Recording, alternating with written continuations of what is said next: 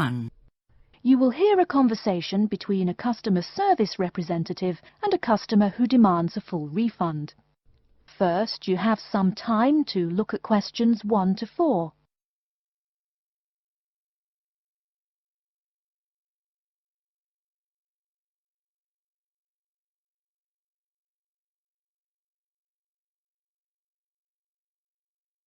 Listen carefully and answer questions 1 to 4.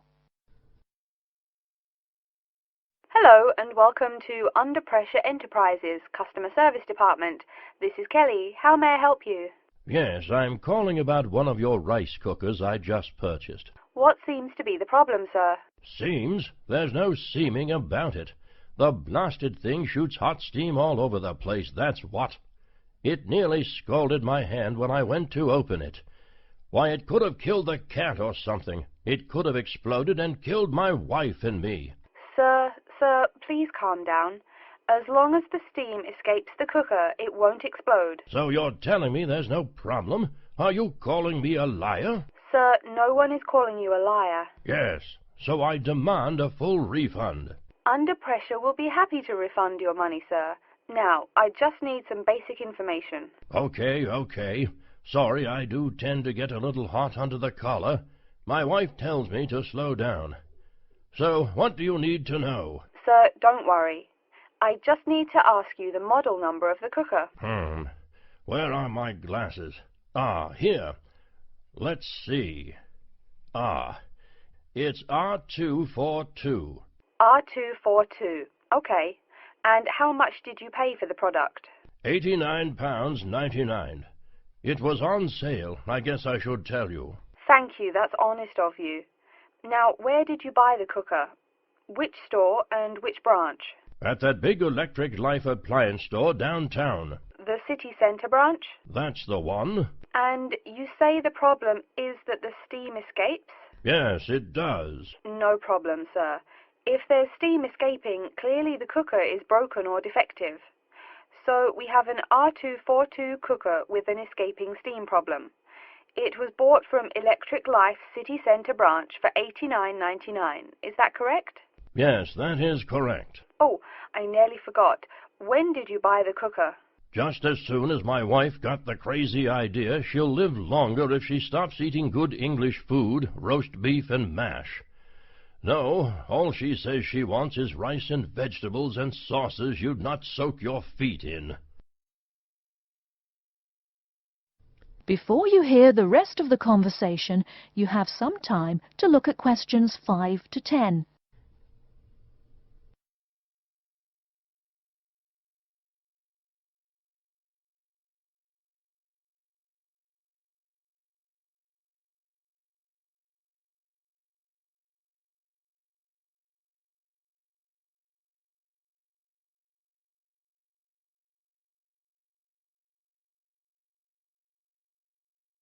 Now listen and answer questions 5 to 10. Sir, when did you buy it? Oh, there I go again. Let's see. We bought it just 6 months ago. We hardly use it either. But 6 months? Is that too long? I mean, for the warranty? Very well. That's well within the warranty period. Now, what's your name and address? Name and address? What for? Sir, it is company policy. If you want your money, you must inform me. Money, you say? Oh, my name is Herbert Hewitt, and my address is 84 Park Road. Is that here in Coventry? Yes, the postal code is B0241DJ. But I don't think sending things in the mail is very secure or very efficient. I mean... Don't worry, Mr. Hewitt, don't worry. We can credit the money to your credit card. You do have one, don't you? Yes, that's how we paid for the cooker. Oh, yes. We still have the number on the computer. I only need to ask your card's expiry date. I'm afraid I never give that sort of information out.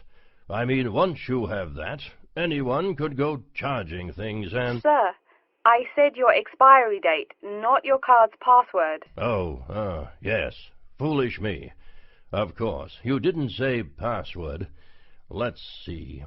That will be April 2008. April 2008. Very well. Your card still has nearly 2 months left to go. We'll get that refund right to you, probably by 5 o'clock this evening. You had better. If I don't get my money... Wait. Yes, I know I'm losing my temper again. I really am sorry. I haven't had my medicine today. And, sir, just one more question for our records. How often do you go shopping at the city centre branch? Oh, well, it's hard to say. I suppose maybe once a month. But I can tell you this. If I don't get my refund, I'll never shop there again. Oh, I think it's time to start looking for another job. That is the end of part 1. You now have half a minute to check your answers.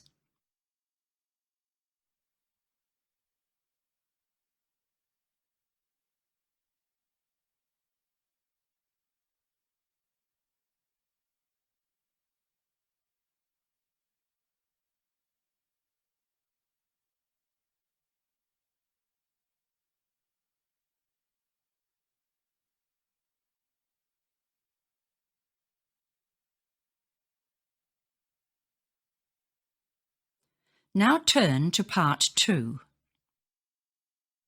Part 2. You hear a talk by a counsellor from the University of New South Wales, who will introduce some useful facilities and services on the campus. First, you have some time to look at questions 11 to 15.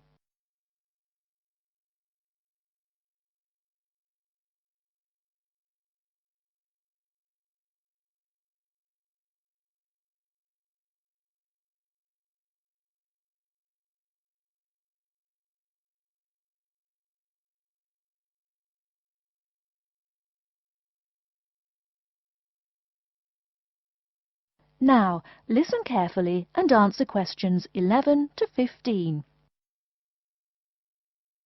Hello everyone, and welcome to the University of New South Wales.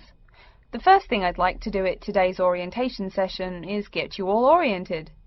That means tell you the location of some useful facilities and services. So, first of all, take out the maps we gave you all as you came in the door. The map is the big yellow sheet of paper. As you can see on the map, north is at the top, south at the bottom, etc. Which way is north? Well, look through that window on my left, your right. See the rising sun? That would have to be east. So north must be directly behind me. Now, we're at the campus main gate. The recreational facilities are on my right hand, and its opposite is the student centre.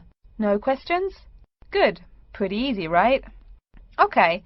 Did everyone eat breakfast at the student food service this morning? Was the food good? Yes, I am joking. I've eaten there too. So, after a meal like that, you must be eager to go to a doctor, right? Well, I have good news for you. The Student Health Centre is located about half a kilometre straight north of here. Look on your maps. You see the street on the east side of this building? Ned Kelly Avenue? Just follow that about 500 metres and the health centre will be on your left at the 3rd cross street. Now, I know you all just got here, so you must be wondering how to tell your folks you've arrived safely, how much you miss the dog, and how you already need more money. If you don't have an iPhone, you probably are wondering where to find a computer. Well, I have good news. If you go straight out of its door and walk down the garden street, you'll see the internet unit on your left side, just next to the gym. The hours are posted on the door, and the computers are free, but you must bring your student ID card with you. Like I tell everyone, if you need help with anything, you can probably find right here in the student centre. Do you see the 4 buildings there between the student centre and the library? Those are the dormitories. The men's dorms are the 2 on the south, the women's the 2 on the north. Okay, I'm sorry to have to tell you, but the university has been doing a lot of repairs and remodelling, and it's not all done yet. So there may be some small problems with your dorm rooms. Maybe the window doesn't open. Maybe an air conditioner is missing or does not work. If there are any problems, you can go to the complaint office, which is right beside the teaching building between the Parker Street and the Cramer Street. Just tell them your problem and they should have it fixed by the time you graduate in 4 years. I'm joking, but please be patient. There are a lot of little things they need to take care of. Tired of the school food? No? Give it a week. Or maybe you just need a place to get coffee in the wee hours of the night during one of those marathon study sessions. Either way, you definitely have to check out the little cafe just past the women's dormitories. They've got free Wi-Fi, so a lot of students saddle up with coffee and a bagel for hours on end to get work done. Before you hear the rest of the talk, you have some time to look at questions 16 to 20.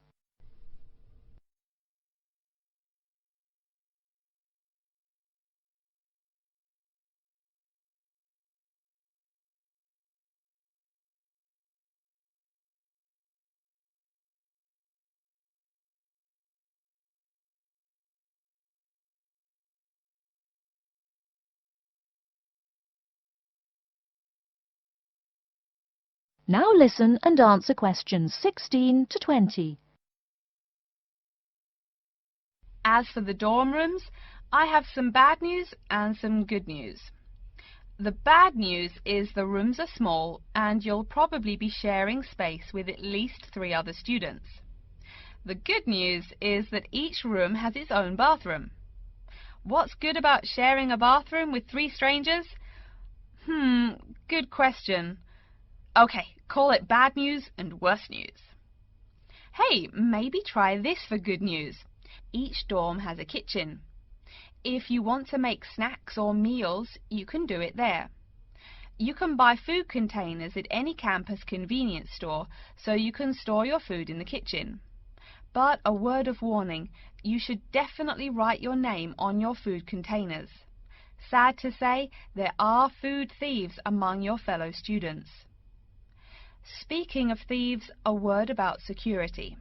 I mean, this is Australia, and we do get drunken bushrangers wandering onto campus. Each of you will be given a key for your dorm room. Don't lose it. You have to pay for any replacement and fill out a bunch of papers too. Red tape, huh? Your key does not work for the front door of your dorm, however.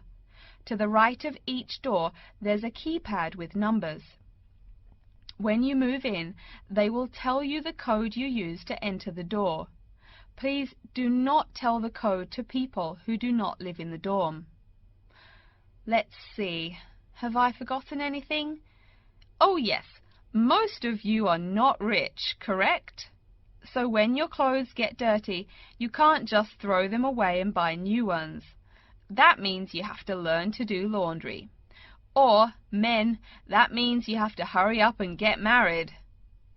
If you decide to wash those clothes and not get married, there are laundries in each dorm. Where? Oh, I almost forgot to tell you. The laundry for each dorm is in the basement. Some real good news this time if you're a student, it is free. You do have to buy your own soap, however. The laundry closes, by the by, at 11:30. And now that I've mentioned 11:30, please remember, the dorm doors are locked at 11:30 p.m. Your code will not work. If you want to get in, you'll have to call the night watchman. Don't worry, you can get that number at the dorm office. Yes, the dorm office and the complaint office are the same office. All right then. Before we continue, are there any questions? That is the end of part 2. You now have half a minute to check your answers.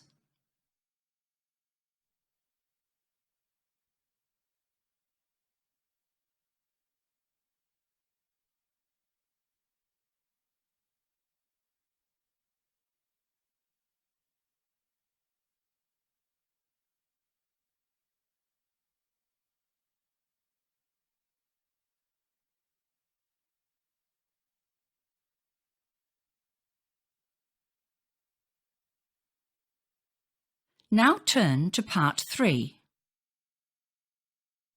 Part 3. You will hear two students called Betty and Bruce talking to Professor Dundee about their own presentation. First, you have some time to look at questions 21 to 24.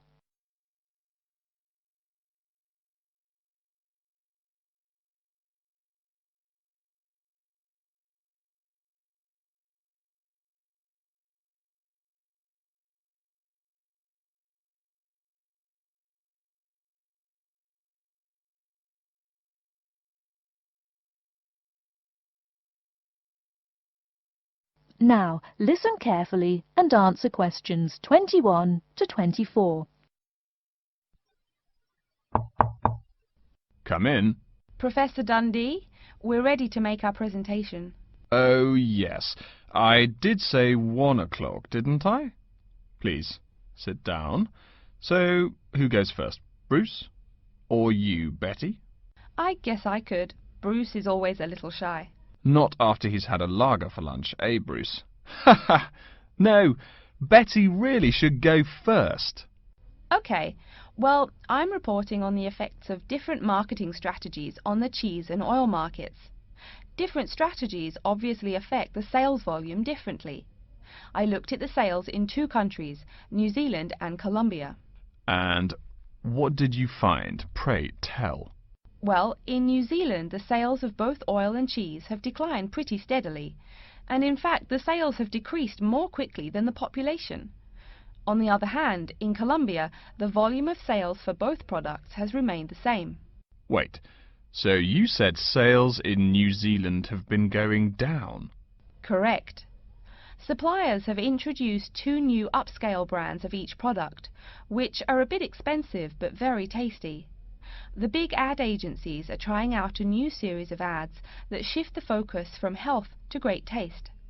They think that will get sales moving up in New Zealand, where the population is less affluent and generally less health conscious. Brilliant. Thank you. And Bruce? Yeah.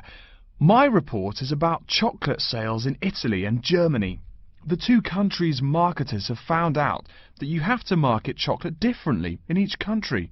For example, in Italy, Kostig, the most expensive brand, pays shop owners to put the candy just about knee-high for an adult. I don't see. For little kids, that's about eye level.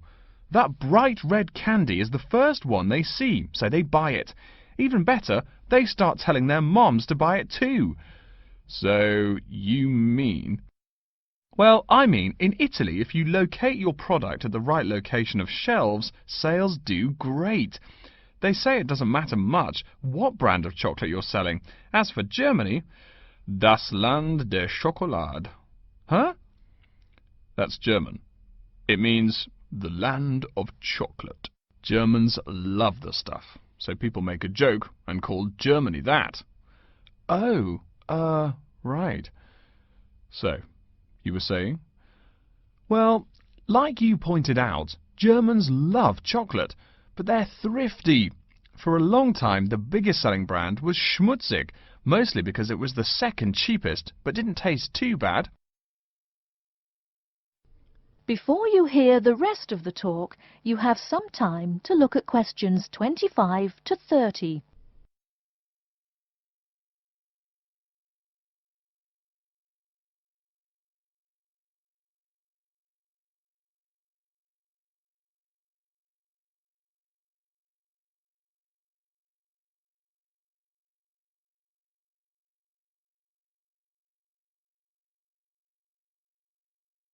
Now listen and answer questions 25 to 30. Again, brilliant. A pretty good job, both of you. Tell me, what do you plan to investigate next week? I'm especially interested in the effects of colour on sales of products, so I'll be looking at ads for cosmetics and cleaning products in the local market.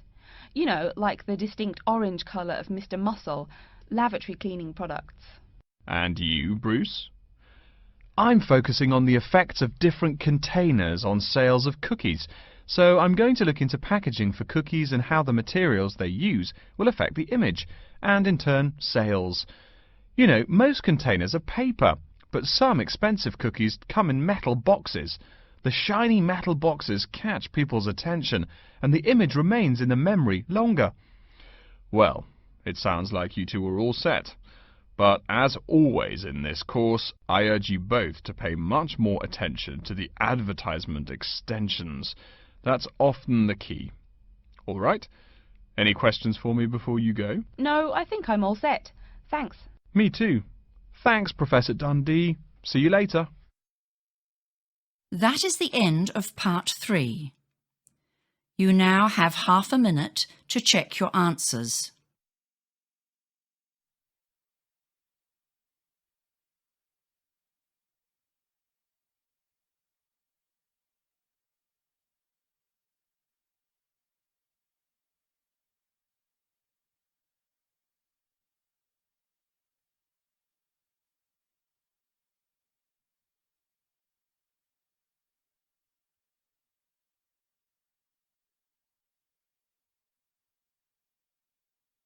Now turn to part 4. Part 4. You will hear an introduction of the exhibition named 2 Centuries of the Bike. First, you have some time to look at questions 31 to 40.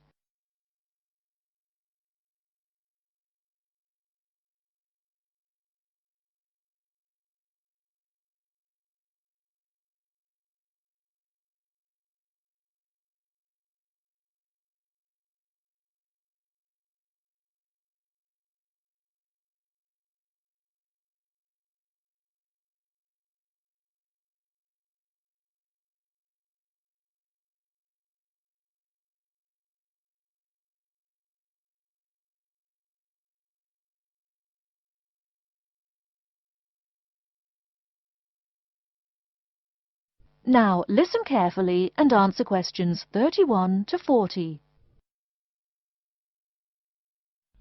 Good afternoon, ladies and gentlemen. I'd like to take this opportunity to welcome you to our exhibition, 2 Centuries of the Bike.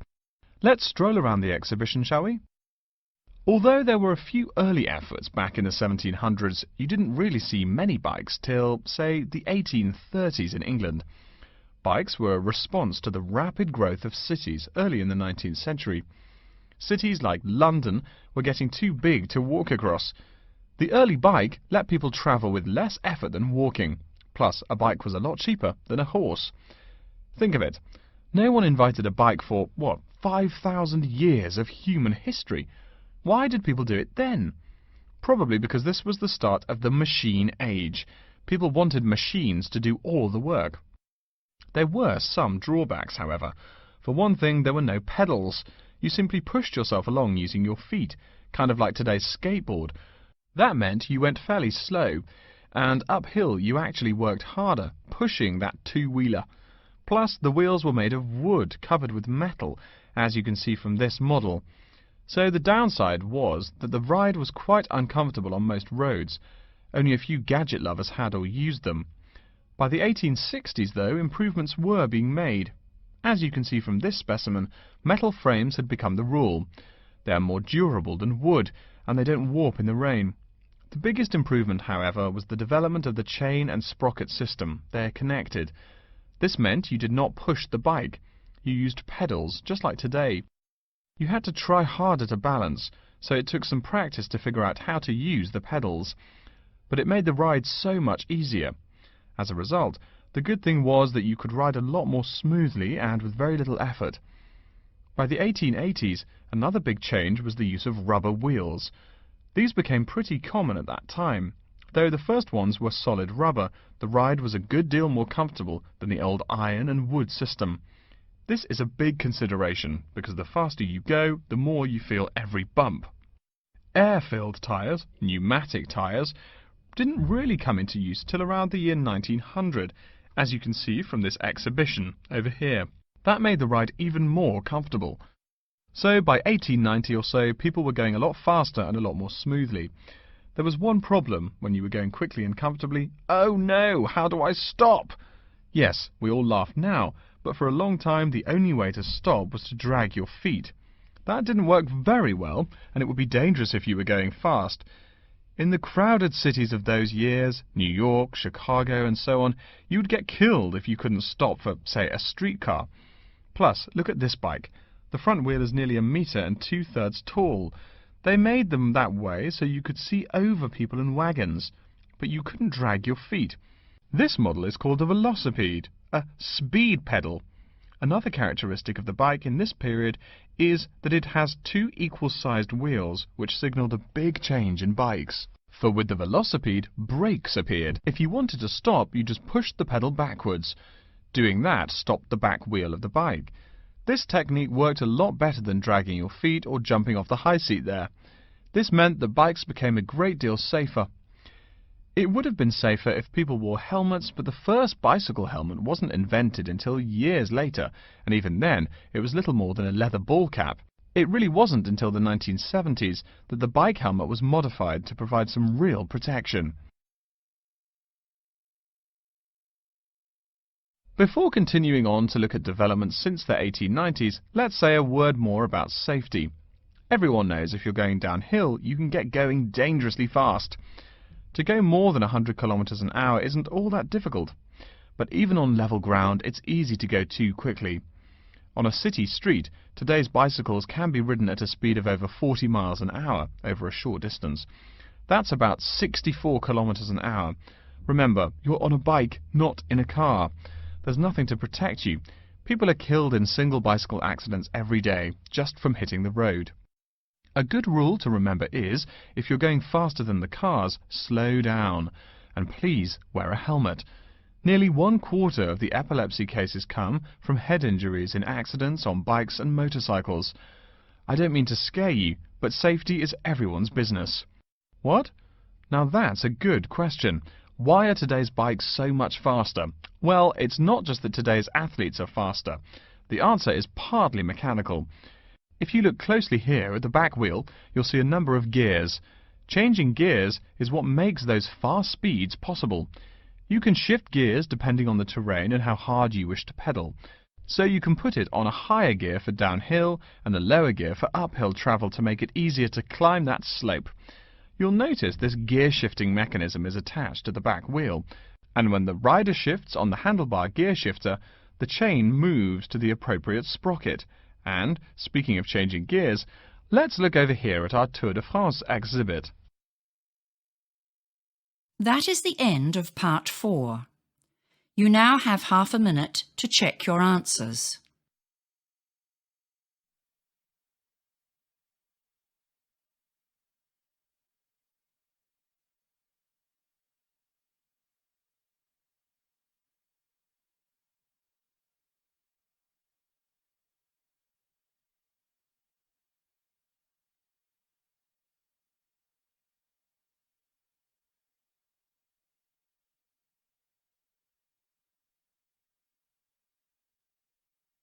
That is the end of the listening test.